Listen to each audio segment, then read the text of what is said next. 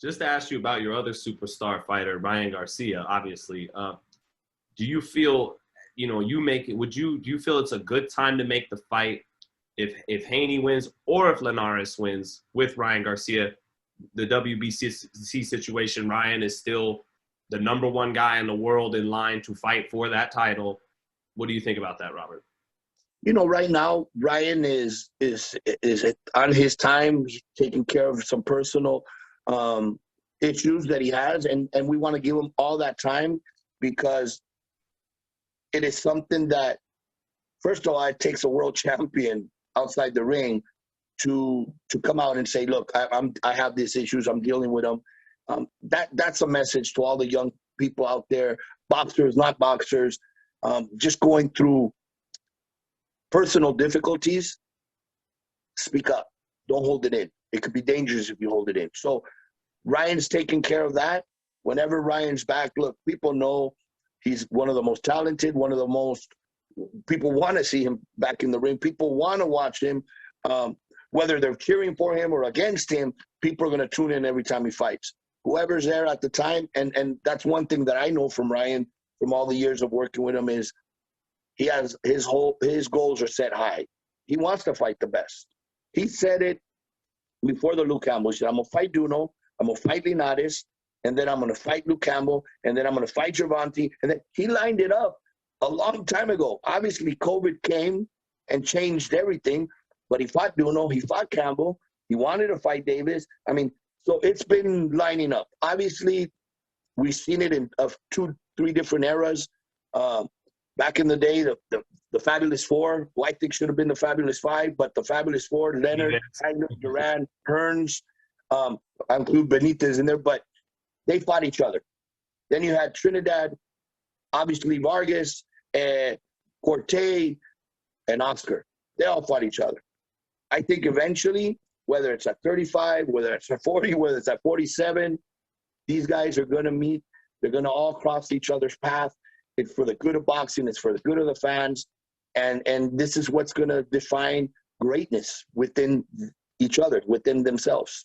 Was that hard for you at all, though, when, you put together the Fortuna fight and then Ryan has to take some time away because of his own, health and what he's got to take care of himself? Was that hard on you? I mean, you kind of wound up landing on your feet. Jojo Diaz winds up fighting Javier Fortuna, but was that tough on you, Robert?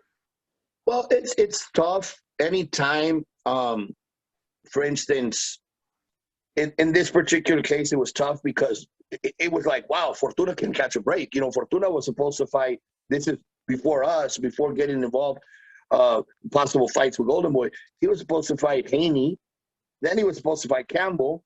Then we work out a deal with his promoter, and he's going to fight Linares. Then Linares gets COVID, and it's like, man, poor guy Fortuna, he's willing to fight anybody. He's shown it. But it's almost like things fall out. Then we did the fight with Ryan. What's difficult in that situation, because you've been through it, it's not the end of the world. You know that, hey, things happen. Expect the unexpected in boxing. Mm-hmm. But when that happens, it's like, it's happened to the same guy like 4 or 5 times. You're thinking, man, do they start thinking you're just playing with them or this? And that's why it was so great to see Jojo raise his hand and say, hey, wait a minute, I'll fight him. And it was like, are you serious? Yeah, I'll fight him. And he said, yes, I told you I'll fight anybody. Okay, well, let's do it. Because I might have thrown the opinion before of saying, no, not at lightweight, Jojo. You're not a lightweight. You don't have the height or the reach. But you know what? Fortuna's not a lightweight. So it's almost like 2 featherweights, super featherweights, fighting at a catch weight, but both that are hungry to prove something. Jojo wants to show the world in a way of saying, I'm sorry for what happened last time. Don't give up. Believe who I am, and show another version of him, an improved, a better one. And Fortuna is like, I've been dying to show you guys I belong here. So